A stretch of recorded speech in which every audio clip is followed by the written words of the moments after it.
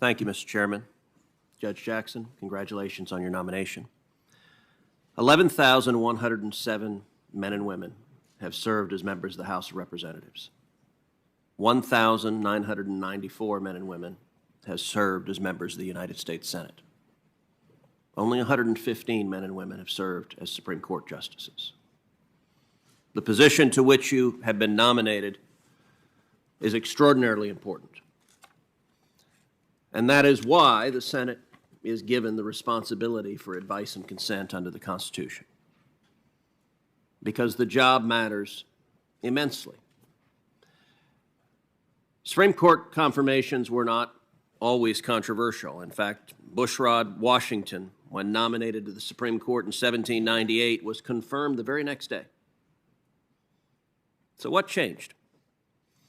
Well, what changed is starting in the 1960s and the 1970s, the Supreme Court's role in our society changed dramatically. The Supreme Court became a policy-making body rather than a merely judicial body. Just a moment ago, my colleague Senator Klobuchar said we should consider the Supreme Court's place in our democracy. Well, starting in the 60s and 70s, the Supreme Court decided its place in our democracy, at least too many justices, was to set aside the democratic decisions of the people and instead to mandate the policy outcomes they themselves supported. Our Democratic colleagues want the Supreme Court to be anti-democratic. Our Democratic colleagues get frustrated with the democratic process. When they can't pass gun control laws because the American people don't support them, they want unelected judges to mandate those same laws instead. Law after law after law that they can't get through the democratic process, the Democrats have decided it's much simpler to convince 5 lawyers in black robes than to try to convince 330 million Americans. That is why Supreme Court confirmation hearings have become so contentious, is because the Supreme Court has arrogated to itself a responsibility the Constitution doesn't give it, which is to make contested policy decisions and take them away from the American people. Now, what should this hearing be and what should it not be? Well, you've heard a number of members on the Republican side of the aisle quite clear on what it should not be. This will not be a political circus. This will not be the kind of character smear that sadly our Democratic colleagues have gotten very good at. And it's important to note, a couple of years ago I was doing my weekly podcast and I was on with a noted liberal intellectual who made a comment something to the effect of, well, both sides do this. Both sides smear Supreme Court justices.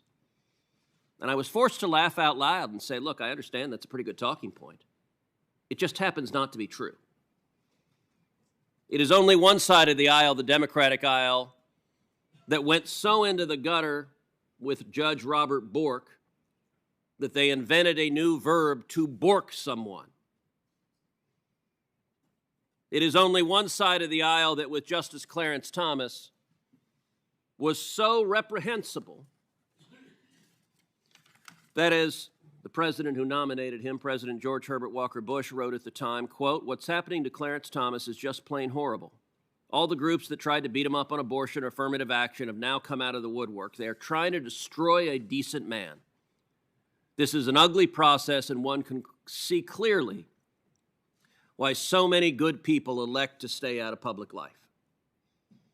As Justice Thomas observed in that hearing, what happened there was, to use his words, a high-tech lynching. And I would note the chairman who presided over that disgrace was Joe Biden. And then most of the members of this committee remember the confirmation hearing of Brett Kavanaugh, one of the lowest moments in the history of this committee,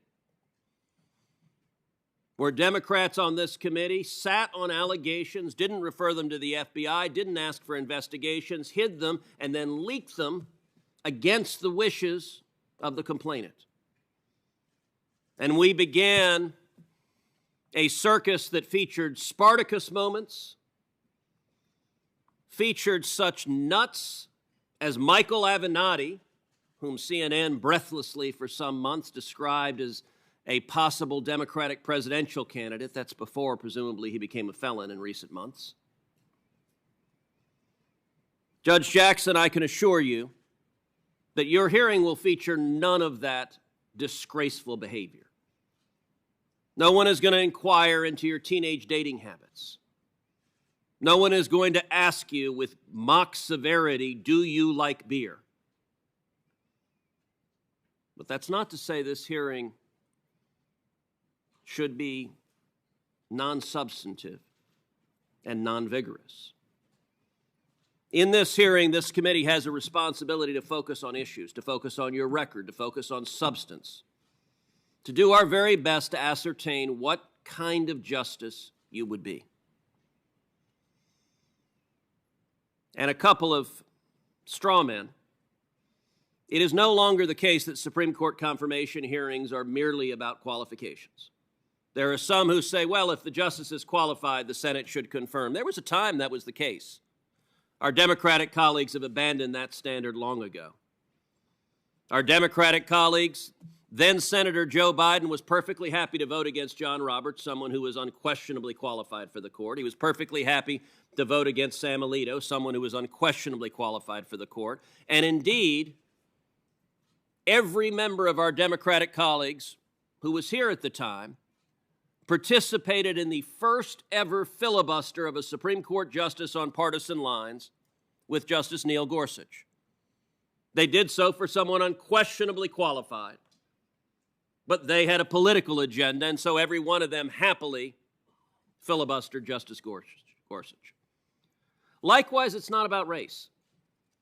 We will see Democrats in the media suggest that any senator that is skeptical of your nomination, that questions you vigorously, or that dares to vote against you must somehow harbor racial animus.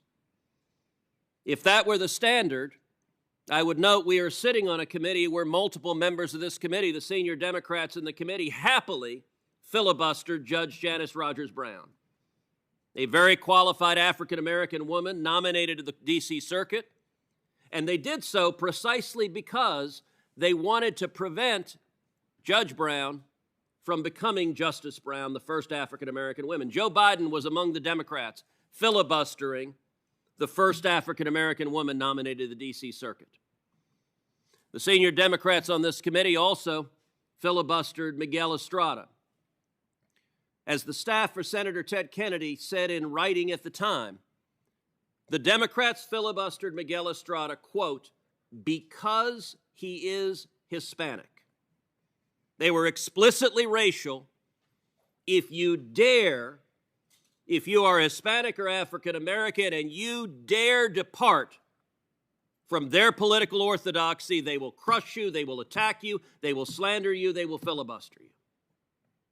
So this is not about race. It is, however, about issues and substance, and I got to say, I agree with Chairman Durbin. Chairman Durbin quoted Paul Simon, and he said, history will judge, quote, did she restrict freedom or did she expand it? I agree with that. The reason the American people care about the Supreme Court is it is integral to protecting or taking away our constitutional rights. When it comes to free speech, this committee should inquire, will you protect the rights of Americans to speak, to say unpopular ideas, to say ideas that the government doesn't want you to say, that you nonetheless have a right to say?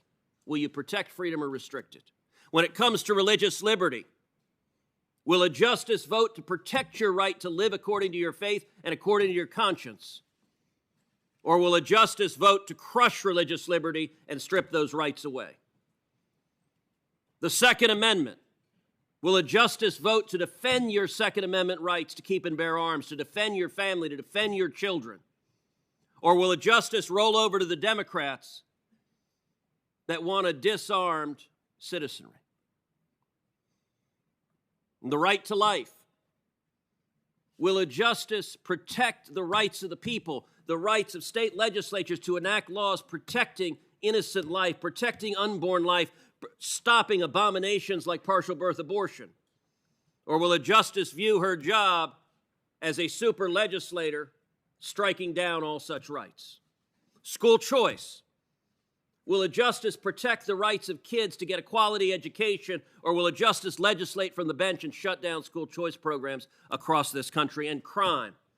We are seeing murder rates, carjacking rates, crime rates skyrocketing across the country, in significant part because political Soros-backed district attorneys, because of Democratic efforts to abolish the police. And part of the Democratic effort to abolish the police is nominating justices that consistently side with violent criminals, release violent criminals, refuse to enforce the law, and that results in jeopardizing innocent citizens. So all of those questions are fair game. Will you follow the law?